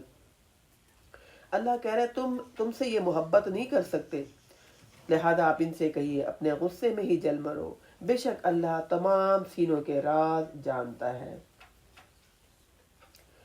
اگر تمہیں کوئی بھلائی پہنچے تو ان کو بری لگتی ہے۔ ان تمسسکم حسنۃ، اچھا ہم جتنا قرآن ہمیں یہود و نصارہ کے بارے میں بتا رہا ہے، ہمیں کیا اتنا ان باتوں کا پتہ ہے؟ ہماری جو نسلیں یہاں سے گئی ہوئی ہیں، ہم نے ان کو کیا یہ باتیں بتا کر محتاط کیے؟ ان سے دوستیاں نہیں کرنی، اٹھنا بیٹھنا ان کے ساتھ نہیں ہے، ان کی میٹنگوں میں ان کے فنکشنوں میں نہیں جانا، ہاں جاب کے حد تک رکھو، ہے نا۔ وہ کہتے ہیں ہمیں ہمارا اٹھنا بیٹھنا بھی انہی کے ساتھ ہی ہے، انہی جیسا لباس، انہی جیسی گفتگو، انہی جیسے فنکشن ہونا شروع ہو جاتے ہیں ہماری نسلیں جو گئی ہوتی ہیں۔ اللہ کہہ رہا ہے اگر تمہیں کوئی بھلائی پہنچے تو ان کو بری لگتی ہے۔ دشمنوں کا وہ پہلو بتایا جا رہا ہے جو حسد کی وجہ سے ان کے اندر ہوتا ہے۔ اور اگر تمہیں کوئی مصیبت وَإِن تُصِبْكُمْ سَيِّئَةٌ يَفْرَحُوا بِهَا، اگر تمہیں کوئی مصیبت پہنچے تو یہ خوش ہوتے ہیں۔ وَإِن تَصْبِرُوا وَتَتَّقُوا، اور اگر تم صبر کرو اور اللہ سے ڈرتے رہو، یعنی ان سے امپریس نہ ہو، ان کے آگے جھکتے نہ جاؤ، انتظار کرو، اللہ سے امید لگاؤ اور تقوی اختیار کرو۔ لا یضرکم کیدہم شیئا، ان کی مکاری تمہارا کچھ نہیں بگاڑ سکتی، بے شک اللہ جو بھی تم اعمال کرتے ہو اس کو خوب گھیرے ہوئے، یعنی نگرانی میں ہے، اللہ کے علم میں ہے، زمین کے جس کونے کونے میں، جس چپے چپے پر تم جا کر ان کے ساتھ دوستیاں بڑھاتے ہو، ان جیسے ہو رہتے ہو اور اپنے دین ایمان پریکٹسنگ والے مسلمان نہیں رہتے، اللہ کہہ رہا ہے میں نے تمام اعمال تمہارے احاطے میں کیے ہوئے، میں ہماری نگرانی میں ہے، ہم نے ان سب کو نوٹ کر لیا۔ یہاں تک تو تھا یہود و نصارہ کا تذکرہ، ان کی گمراہیاں، ان کے محتاط، ان کے بغض، ان کے کینے، تو ہمیں محتاط کر دیا کہ تم نے ان سے بچنا ہے، ٹھیک ہے۔ یہاں تک کے بعد اب آگے جو شروع ہونے لگی اگلے رکوع سے غزوہ احد کی طرف اللہ تعالیٰ اشارہ کر رہے ہیں، غزوہ احد پر اللہ تعالیٰ تبصرہ کر رہے ہیں۔ اور یاد کیجئے جب صبح سویرے آپ گھر سے نکلے، غدوت من اہلک، آپ اپنے گھر سے نکلے اور مسلمانوں کو جنگ کے لیے مورچوں پر بٹھا رہے تھے، مقاعد للقتال، لڑائی کے لیے آپ ان کو ان کی جگہ پر بٹھا رہے تھے۔ یعنی نبی اکرم صلی اللہ علیہ وسلم کا کردار صرف دین سکھانے والا نہیں تھا، عبادت سکھانے والا، حج روزہ سکھانے والا نہیں، بلکہ آپ ایک سپہ سالار بھی تھے اور بہترین منظم طریقے سے دین کے خاطر قربانیاں دینے والے، جد و جہد کرنے والے، جسمانی اور ذہنی تکلیفیں بھی اٹھانے والے تھے۔ صبح سویرے گھر سے نکلے میدان میں اور سب کو لڑائی کرنے کے لیے مورچوں پر یعنی جگہوں پر بٹھا رہے تھے۔ ہم نے پڑھا ہوا نا کہ جنگ احد میں نبی اکرم صلی اللہ علیہ وسلم نے عبداللہ بن جبیر کی نگرانی میں کچھ صحابہ کو ایک پہاڑی پر بٹھا دیا، ٹھیک ہے۔ ہوا یہ کہ جنگ بدر تو صحابہ کرام اور نبی اکرم صلی اللہ علیہ وسلم فتح حاصل کر لی، ٹھیک ہے، کفار کے بہت سے لوگ مارے گئے تھے۔ اب جب غزوہ احد ہونے لگی تو اس وقت نبی اکرم صلی اللہ علیہ وسلم نے صحابہ کرام سے مشورہ کیا، تو کچھ نے مشورہ یہ دیا کہ نہیں، ہمیں جو ہے باہر نکل کر لڑنی چاہیے، لڑائی بہادری کا ثبوت دینا چاہیے۔ اور جو منافقوں کا سردار تھا عبداللہ بن ابی سلول، اس نے کہا کہ نہیں، ہمیں اپنے شہر کے اندر، مدینہ کے اندر ہی رہ کر ہمیں لڑائی کرنی چاہیے۔ تو چونکہ یہ بات کہنے والے زیادہ لوگ تھے کہ ہمیں باہر نکل کے لڑائی کرنی چاہیے، نبی اکرم صلی اللہ علیہ وسلم نے ان کی بات مان لی۔ اور جو منافقوں کا سردار تھا عبداللہ بن ابی سلول، اس کی بات نہیں مانی، کیونکہ زیادہ تعداد میں لوگوں کی رائے یہ تھی۔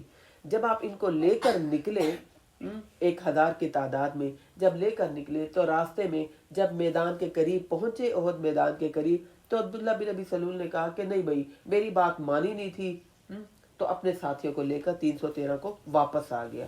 اب تھوڑے صحابہ رہ گئے 700 کے قریب، تو ان کو نبی اکرم صلی اللہ علیہ وسلم مورچوں پر فکس کر کر کے جگہوں پر بٹھا رہے تھے، متعین کی جگہ، سمجھداری کے ساتھ منظم طریقے سے۔ اور ایک پہاڑی والی جگہ ایک تھی چوٹی جو ادھر سے حملہ کر سکتے تھے دشمن، آپ نے اس جگہ عبداللہ بن جبیر کے نگرانی میں کچھ صحابہ کو کھڑا کیا اور آپ نے ان سے کہا اس جگہ کو بالکل نہیں چھوڑنا، جب تک کہ یہاں تک کہ یہ نوبت آ جائے کہ کوے ہماری بوٹیاں نوچ نوچ کے جا رہے ہیں، تب تک بھی تم نے اس جگہ کو نہیں چھوڑنا۔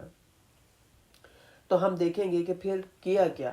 ابھی تو اس بات کا اللہ تعالیٰ تذکرہ کر رہے ہیں کہ نبی اکرم صلی اللہ علیہ وسلم ذہنی جسمانی تکلیف اٹھاتے ہوئے منظم طریقے سے سچے جذبے کے ساتھ لڑائی کے لیے لوگوں کو ترتیب دے رہے تھے۔ اذ ہمت طائفتان منکم ان تفشلا، جب تم میں سے دو گروہ نے بزدلی دکھائی، ان تفشلا واللہ ولیہما، اور اللہ ان دونوں کے اوپر ولی تھا، ان کا دوست تھا، اور مومنوں کو چاہیے کہ اللہ پر توکل کریں۔ جب یہ عبداللہ بن ابی سلول ساتھیوں کو لے کر الگ ہو گیا تو انصار کے 2 قبائل تھے، بنو حارثہ اور بنو سلمہ، انہوں نے کہا پہلے تعداد میں تھوڑے ہو گئے، ہم بھی واپس ہو جاتے ہیں۔ بس صرف انہوں نے سوچا، لیکن یہ سچے جذبے والے سچے مسلمان تھے، بس انہوں نے سوچا کہ ہم لوگ تعداد میں کم ہو گئے، اب ہم بھی ہار نہ جائیں، اب ہم بھی واپس چلے جاتے ہیں۔ تو اللہ تعالیٰ کہہ رہے دو گروہ نے جب بزدلی دکھائی، ہمت ہارنے لگے، اور پھر اللہ نے ان کے دلوں کو جما دیا۔ وعلی اللہ فلیتوکل المؤمنون، مومنوں کو تعداد پر بھروسہ نہیں کرنا چاہیے کہ زیادہ تعداد میں ہوں گے تو پھر اللہ مدد کرے گا۔ اللہ تو مومنوں کی ویسے ہی مدد کرتا ہے، اور مومنوں کو تو اللہ پر بھروسہ کرنا چاہیے۔ تو اس سے پتہ یہ چلا کہ اللہ پر توکل انسان کو مضبوط بنا دیتا ہے۔ جب ہم اللہ پر بھروسہ کریں گے تو ہم مضبوط بن جائیں گے۔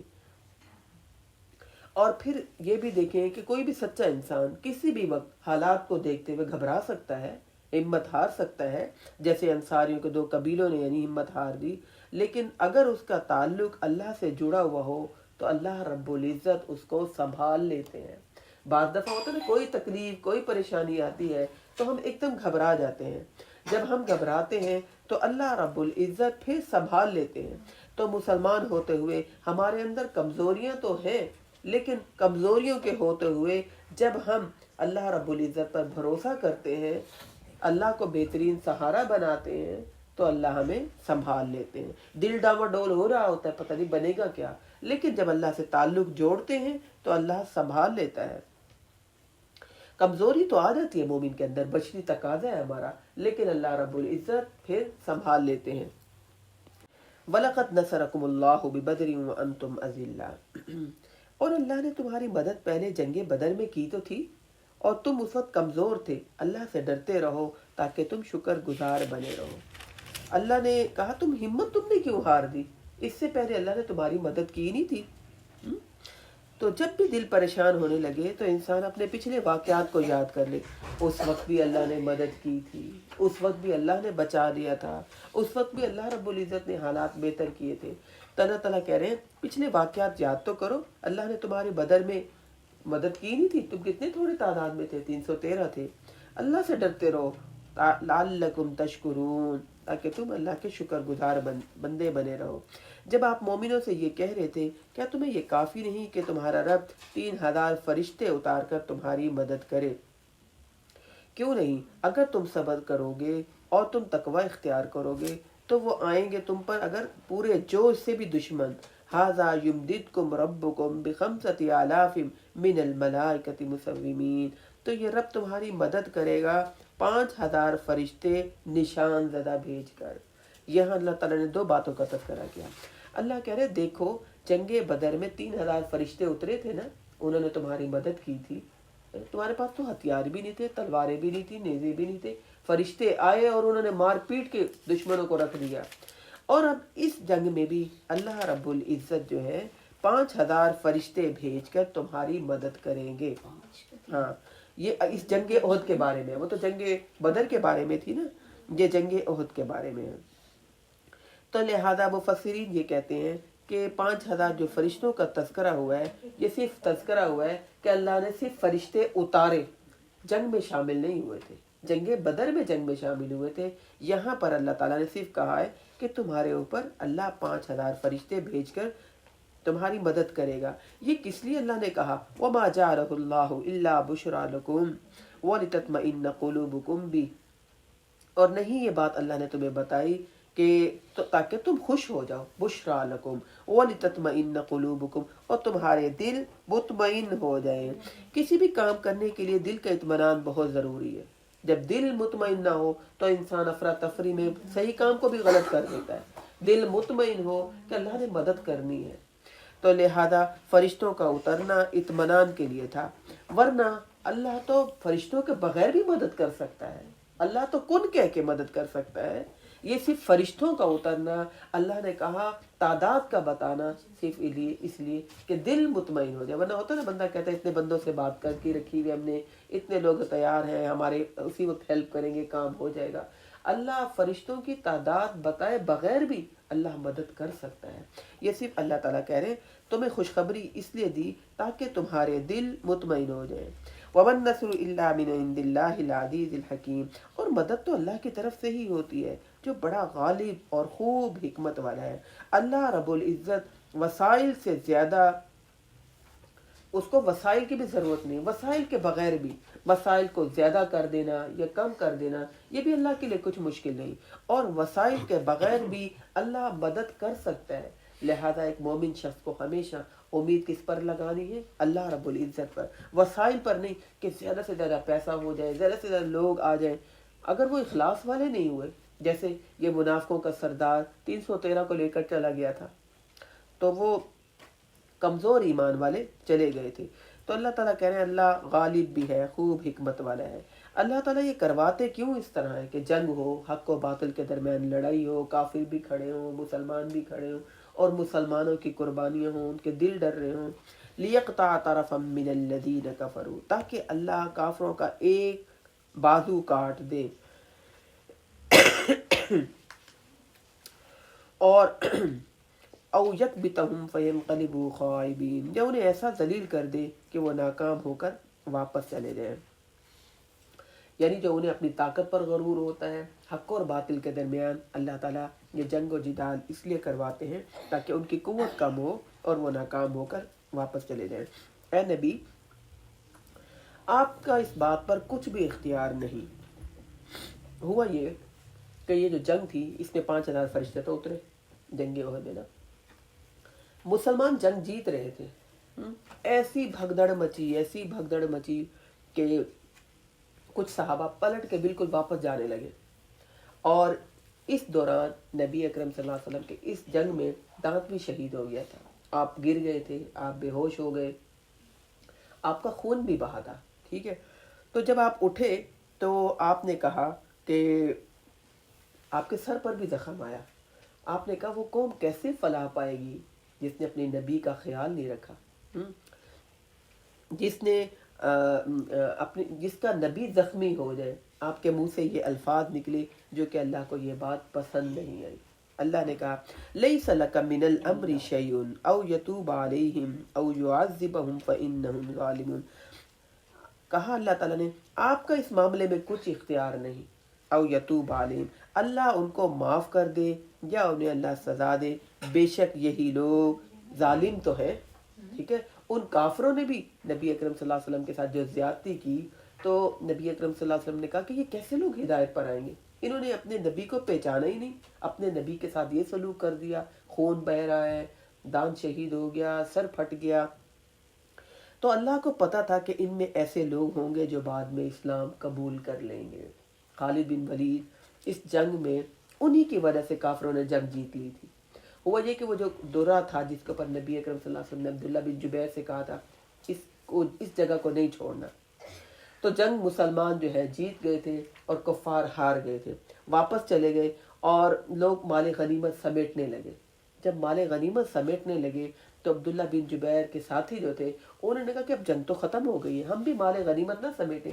عبداللہ بن جبیر نے کہا کہ نہیں، اللہ کے رسول نے ہمیں منع کیا تھا، اس جگہ کو، وہی جگہ تھی کہ وہاں سے دشمن پھر دوبارہ واپس آ کر حملہ کر سکتے تھے۔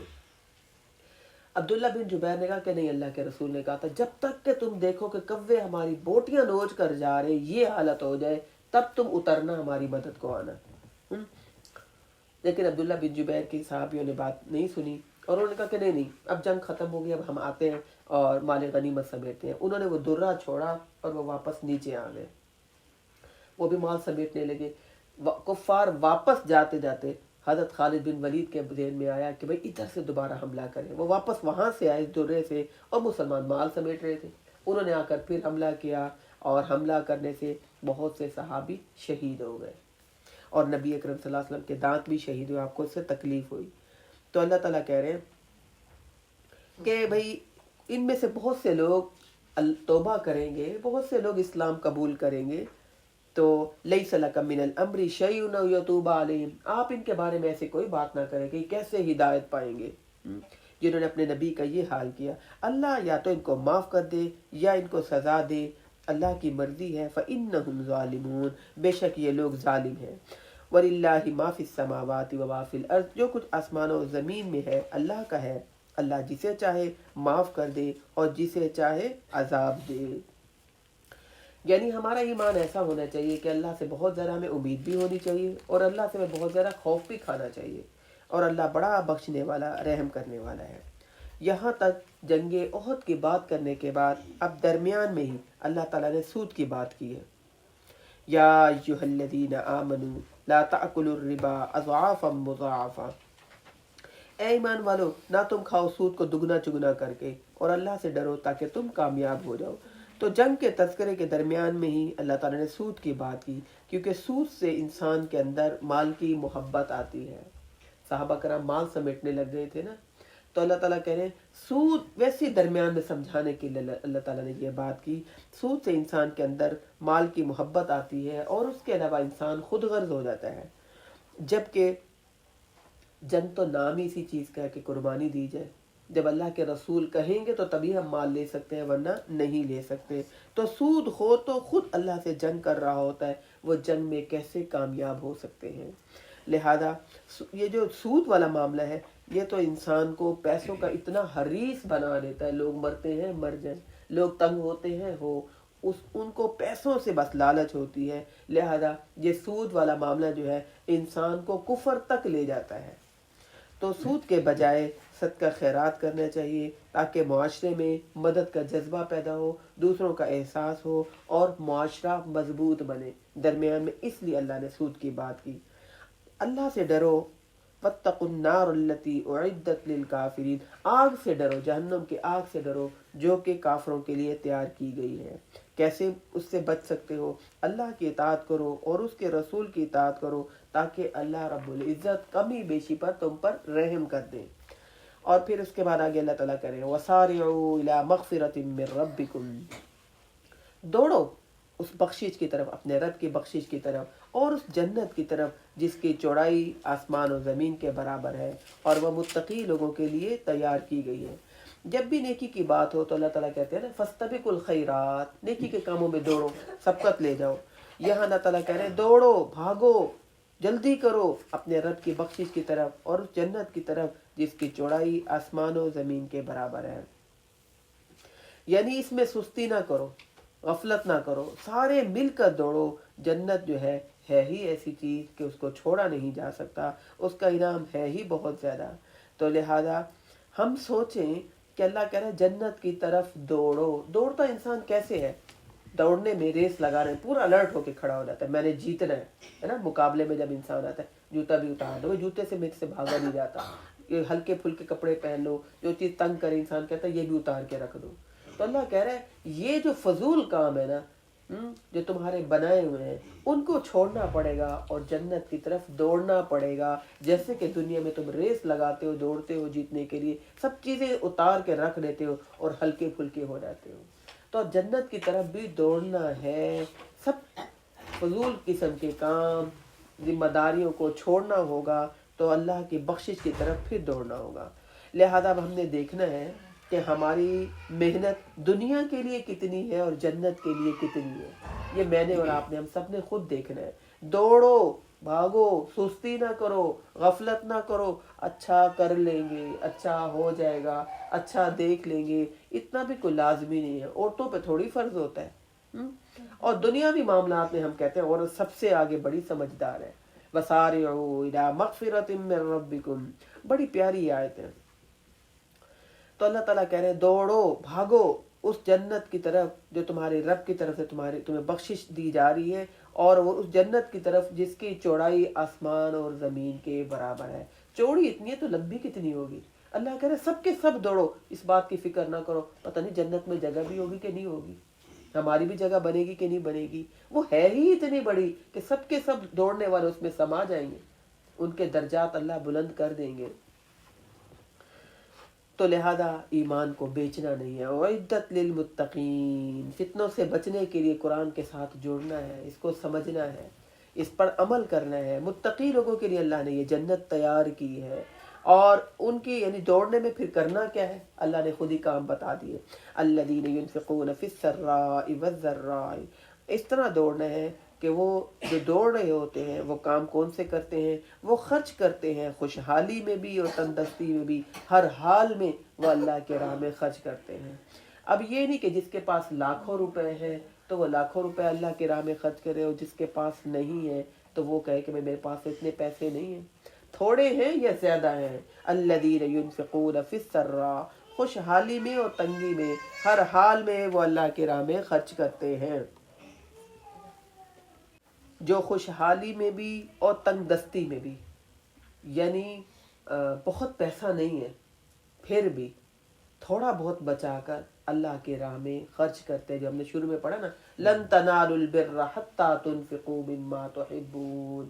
پیسہ نہیں ہے، جسمانی خدمت تو کر سکتے ہیں اور قربانیاں تو دے سکتے ہیں، دل جوئی تو کر سکتے ہیں، اپنی زبان کے فتنے سے تو لوگوں کو بچا سکتے ہیں، دل نہ دکھائیں، ہے نا. یہی نا لوگوں سے کہتے رہے آپ کے پاس تو پیسہ ہے، آپ کو کیا فکر ہماری، ہے نا. اکثر لوگ ایسے کہہ رہے تھے آپ کو کیا فکر، آپ کے ہمارے معاملات جانے. تو اللہ تعالیٰ کہہ رہے ہیں وہ تنگ دستی میں اور خوشحالی میں اللہ کے راہ میں خرچ کرتے ہیں. کچھ بھی میں نے شروع میں بتایا نا کیا کیا ہم اللہ کے راہ میں خرچ کر سکتے ہیں. اور پھر اگلی بات اللہ نے بتائی کیا ہے، والکاظمین الغیظ، غصے کو پی جانے والے ہیں.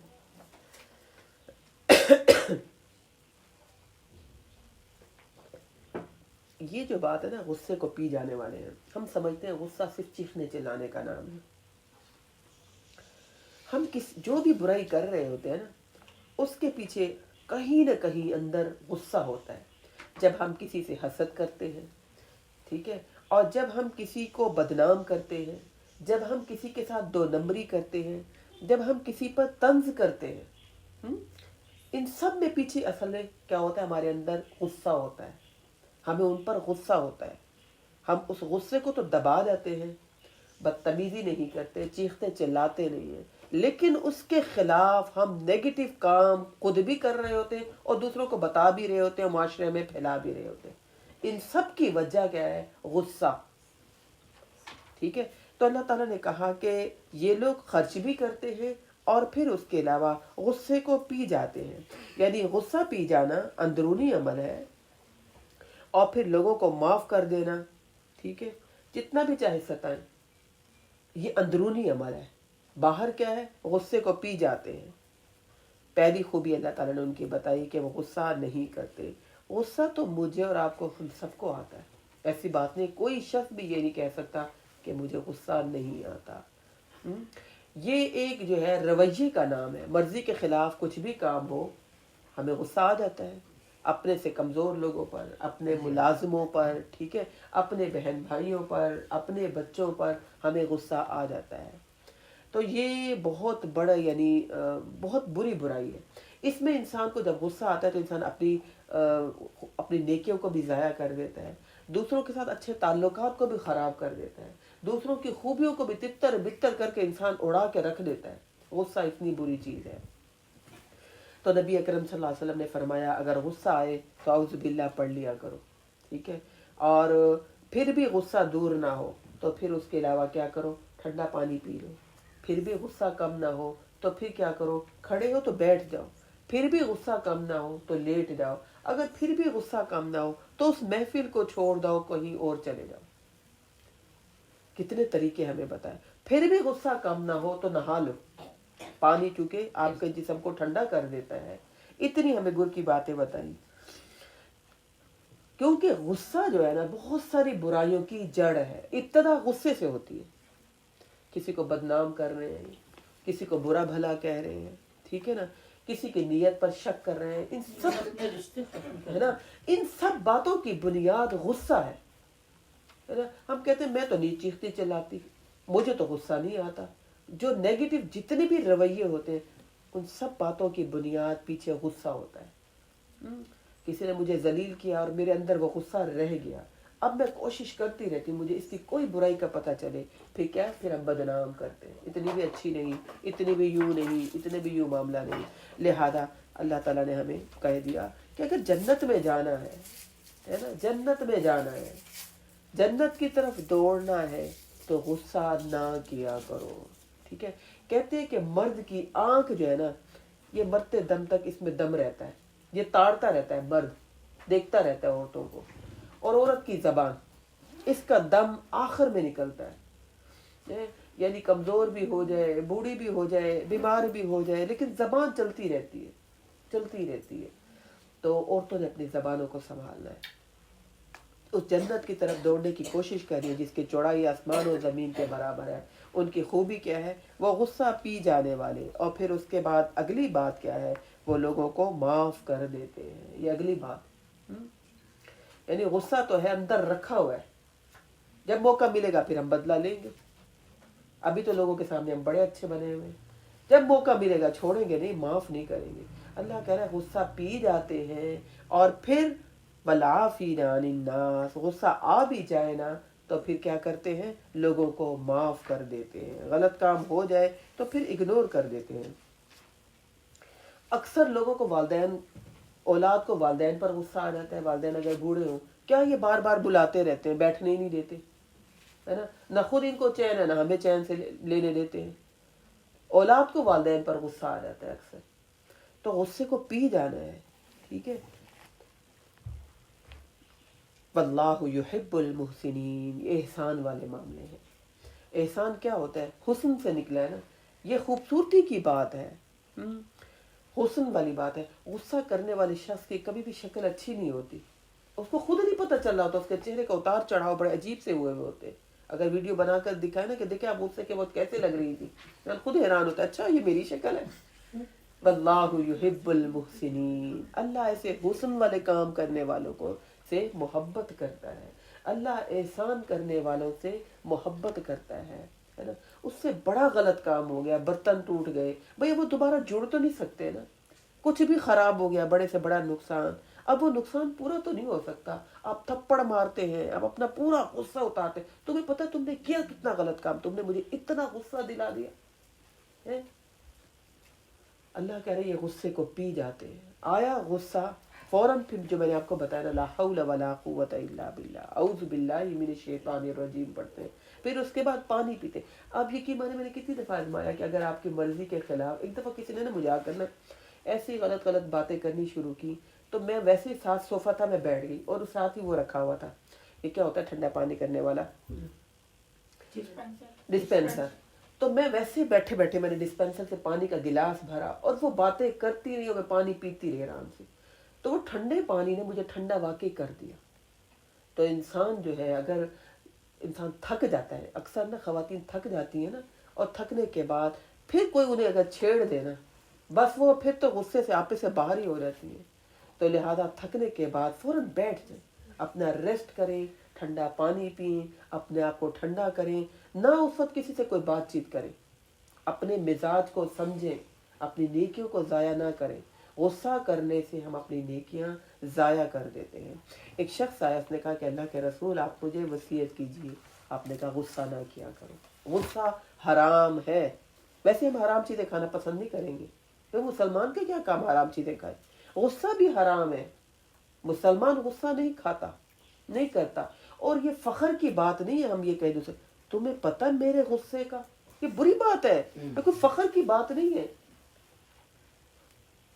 अल्लाह ऐसे एहसान करने वालों से मोहब्बत करता है जो हुस्न वाले काम करें। अपने से अंडर लोगों अगर उनसे गलती हो जाए, सोचे मुझे तो अल्लाह ने शऊर दिया है, तालीम है मेरे पास, इनके पास तो तालीम भी नहीं है, इनको तो शऊर भी नहीं है। नुकसान हो गया तो कोई बात नहीं, अल्लाह पूरा कर देगा। और जब एहसान करेंगे तो फिर अल्लाह ऐसे लोगों से मोहब्बत करता है। वल्लज़ीन इज़ा फ़अलू फ़ाहिशतन औ ज़लमू अनफुसहुम ज़करुल्लाह, और जब ये कोई बुरा काम करते हैं या अपने आप पर जुल्म कर बैठे हैं तो फ़ौरन अल्लाह से अपने गुनाहों की माफ़ी मांगते हैं। और वमन यग़फ़िरुज़्ज़ुनूब इल्लल्लाह, और गुनाहों को कौन माफ़ कर सकता है अल्लाह के अलावा, अल्लाह ही तो माफ़ कर सकता है। और फिर उसके बाद अगली खूबी इनकी ये है कि ये गुनाहों पर इसरार नहीं करते। गुनाहों की लज्जत की वजह से गुनाहों में पड़े नहीं रहते। बड़ा मज़ा आ रहा है, म्यूज़िक सुन रहे हैं, मूवी देख रहे हैं, ड्रामा देख रहे हैं, सब गीबतें हो रही हैं, चुगलियाँ हो रही हैं, ठीक है ना, उसका मजाक उड़ाया जा रहा है। ये गुनाहों की लज्जत में बैठे नहीं रहते। गुनाह हो जाता है, जैसे एहसास हो रहा है ये क्या काम हम कर रहे हैं, वलम युसिर्रू अला मा फ़अलू, बैठे नहीं रहते, उठ जाते हैं फ़ौरन उस महफिल से, ठीक है। मजाक उड़ाने में, बुराई करने में शामिल नहीं होते, इसरार नहीं करते उन गुनाहों पर। वहुम यालमून, और वो खुद इस बात को जानते होते हैं कि अल्लाह ताला इस काम से नाराज़ होता है तो उसको छोड़ देते हैं। उलाइका जज़ाउहुम मग़फ़िरतुम मिर रब्बिहिम, ऐसे लोगों की जज़ा उनके रब के हाँ ये है कि वो उन्हें भी माफ़ कर देगा اور انہیں ایسے باغات میں داخل کرے گا جس کے نیچے نہریں بہہ رہی ہوں گی اور وہ اس میں ہمیشہ ہمیشہ رہیں گے۔ دنیا کی نعمتیں ہمیں وقتی طور پر ملتے ہیں، اچھا گھر ہے، خراب ہو رہا ہے، ٹوٹ ہو رہا ہے، اور پھر کچھ عرصے بعد تو اچھا ہی نہیں لگ رہا ہوتا، دل بھر جاتا ہے نا، گاڑی کا ماڈل بڑا اچھا ہے، کپڑے بڑے اچھے ہیں، کرٹن بڑے اچھے ہیں، لیٹس ہیں، اور 10 دن بعد دل بھر جاتا ہے نا۔ تو اللہ تعالیٰ کہہ رہے ہیں جنت کی نعمتیں ایسی ہوں گی جو ہمیشہ تمہارے پاس رہیں گی اور ان سے دل نہیں بھرے گا۔ اور یہ بنی اجر العاملین، اچھے عمل کرنے والوں کو اللہ ایسا ہی اچھا ہی بدلہ دیتا ہے۔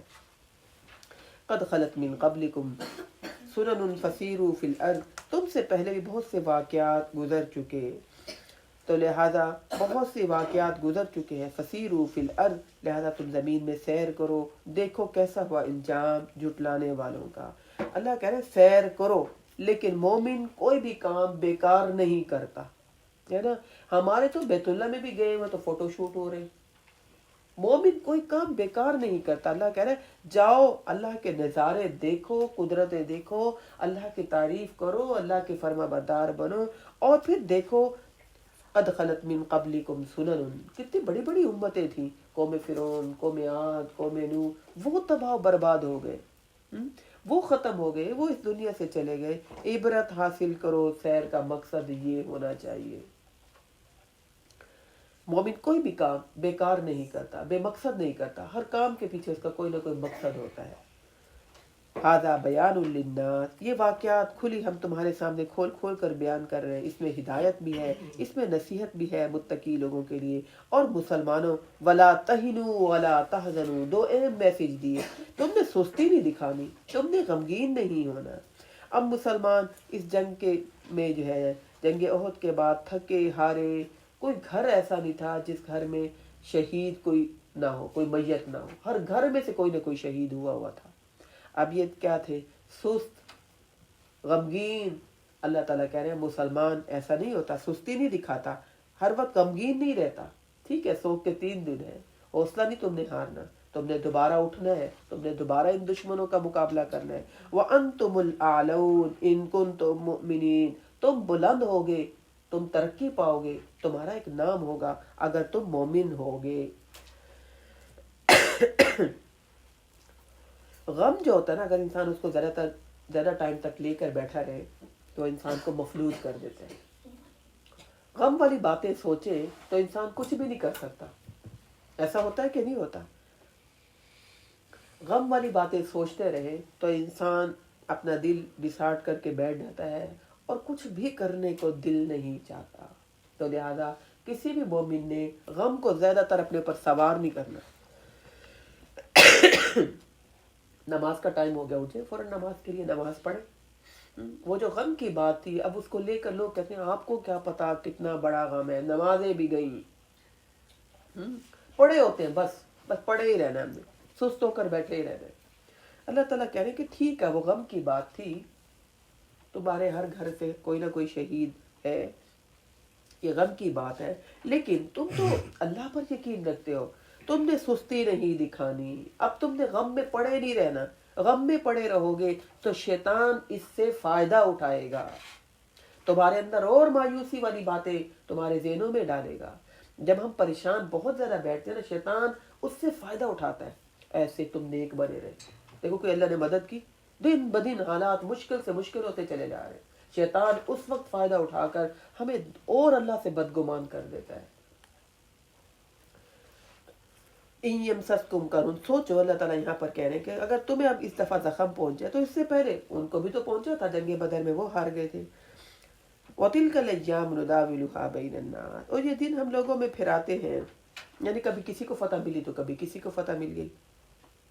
اور یہ اس لیے بھی ہے کہ اللہ لوگوں کو جاننا چاہتا ہے کہ سچے ایمان والے کون ہیں، اور تم میں سے کسی کو شہید بھی تو کرنا چاہتا تھا اللہ، اور اللہ ظالموں کو پسند نہیں کرتا۔ اللہ تعالیٰ کہہ رہے ہیں کہ دیکھو زندگی کے مختلف اسٹیج ہوتے ہیں، کبھی صحت ہے تو کبھی بیماری ہے، کبھی رزق کی فراوانی ہے تو کبھی رزق کی فراوانی نہیں ہے، کبھی فتح ہے تو کبھی شکست ہے، یہ مختلف زندگی کے اسٹیج ہیں۔ مومن ہر حال میں اللہ کے تابع رہتا ہے، مومن یہ نہیں سوچتا کہ اب حالات صحیح نہیں ہیں تو اب ہم نے اللہ کے فرما بردار نہیں بننا۔ مومن ہر حالات میں اللہ کا فرما بردار ہوتا ہے تاکہ چاہے حالات مرضی کے مطابق ہوں یا نہ ہوں۔ وَلِيُمَحِّصَ اللَّهُ الَّذِينَ آمَنُوا وَيَمْحَقَ الْكَافِرِينَ، اللہ ان لوگوں کو خالص کرنا چاہتا ہے جو ایمان والے ہیں، اور اللہ کافروں کی کاٹ چھانٹ کرنا چاہتا ہے۔ اس لیے اللہ تعالیٰ نے اس دفعہ تمہیں شکست دی اور ان کو فتح دے دی۔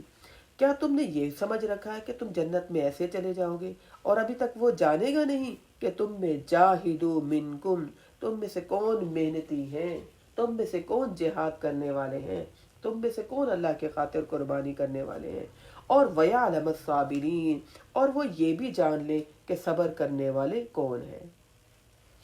ہر آنے والا دکھ انسان کو مضبوط سے مضبوط کرتا چلا جاتا ہے۔ جب بھی کوئی تکلیف آتی ہے انسان کا ایمان اللہ پر مضبوط ہوتا چلا جاتا ہے۔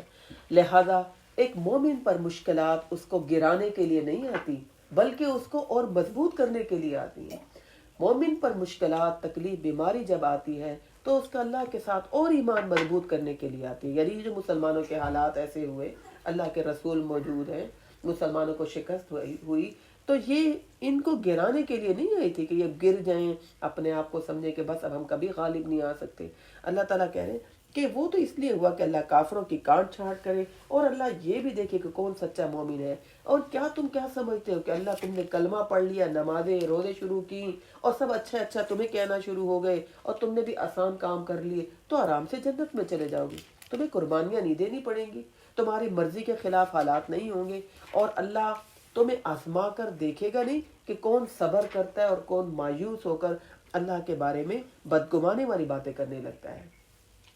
وَلَقَدْ كُنْتُمْ تَمَنَّوْنَ الْمَوْتَ، اللہ تعالیٰ کہہ رہے تم موت کی تو تمنا کرتے تھے ہم شہید ہوں اس سے پہلے، ان تلقوا، اب اگر شہادت مل گئی ہے تو اب کیوں گھبرا رہے ہو؟ یعنی مسلمان تو کبھی بھی نقصان میں نہیں رہتا، اب شہادت مل گئی تو اب بھی تو درجات بلند ہوئے۔ فَقَدْ رَأَيْتُمُوهُ وَأَنْتُمْ تَنْظُرُونَ، تم نے خود اپنی آنکھوں سے جنگ احد کا پورا نقشہ دیکھ لیا، تمہاری آنکھوں کے سامنے ہے۔ جو شہید ہوئے ہیں اللہ نے ان کی یہ شہادت والی خواہش کو پورا کر دیا۔ تو لہذا اللہ تعالیٰ سے انسان کو ہر حالات میں عافیت ہی مانگنی چاہیے۔ اللہ تعالیٰ بہتری والا معاملہ کریں، اللہ تعالیٰ آسانی والا معاملہ کریں۔ سبحانک اللہم و بحمدک، نشہد ان لا الہ الا انت، نستغفرک و نتوب الیک۔ اللہم آنس وحشتی فی قبری، اللہم ارحمنی بالقرآن العظیم واجعلہ لی اماما و نورا و ہدا و رحمہ، اللہم ذکرنی منہ ما نسیت وعلمنی منہ ما جہلت وارزقنی تلاوتہ آناء اللیل وآناء النہار واجعلہ لی حجتا یا رب العالمین، آمین ثم آمین۔